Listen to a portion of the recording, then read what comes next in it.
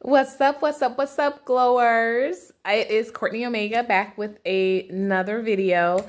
I want to give a little bit of a disclaimer today. This video is going to possibly be a trigger. It's possibly going to offend or upset some people, but it's something that's been weighing on my heart for a little bit. And, you know, I'm going to give it like I receive it, so to speak. So, as you all know, so I'm giving a little update on my journey, my solo glow journey.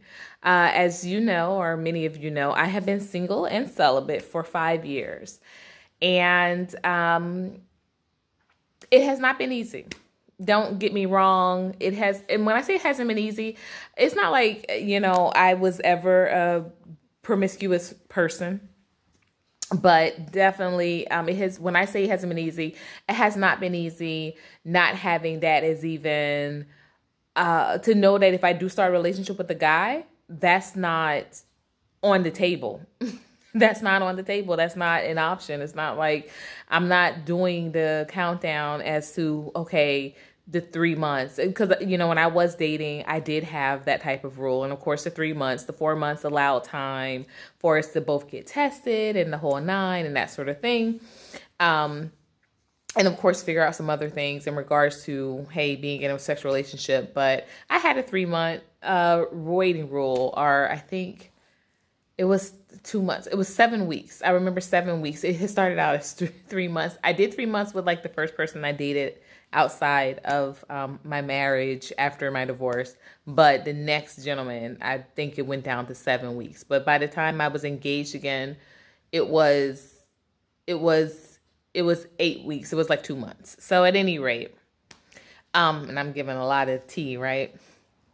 But at any rate, yeah. So it's been 5 years.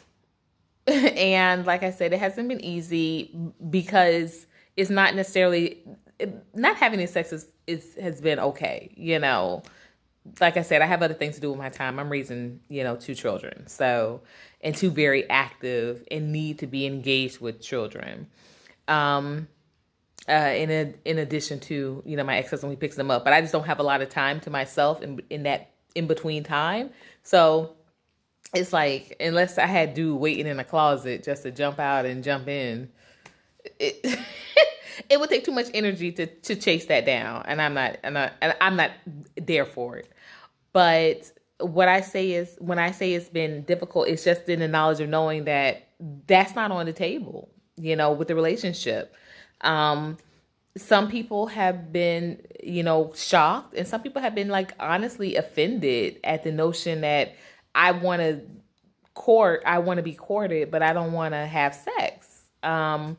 So, which brings me to the topic of the day, and I know it's like a long intro to bring me to this topic, but I was on a comment, you know, I was commenting on a post, and I did comment that I've been single and celibate for, you know, 5 years, and this post got so many responses. Like, it far got way more responses than what we were actually supposed to be there posting about. I noticed that the other comments that were related to the post got like maybe half as many likes or replies that I got. And so I was like, what about this was such a trigger? So I started reading some of the responses, and I was responding back to them and having a dialogue with them. But, you know, basically people were just like, I can't do that. Like, I cannot be, you know, I can't be single and celibate that long. I can't be celibate. So one lady was like, I could be single, but I can't be celibate.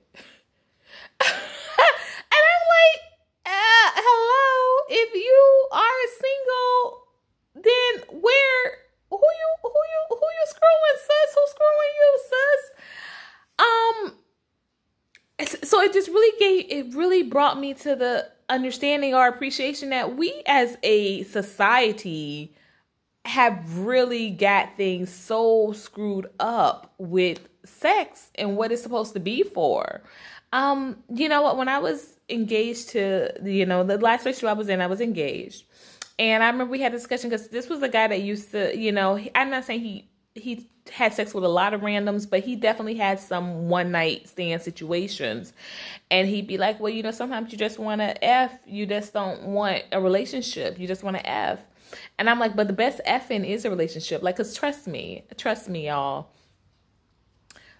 If that thing is good, you are going to find a reason to give that person another call, another look. You know, if you was visiting out of city, you're going to be like, think about moving to your city. Like, I'm just going to keep it all the way 100% real. And like I said, just because I'm not having sex right now does not mean that when I was having sex, I did not thoroughly enjoy it. Okay.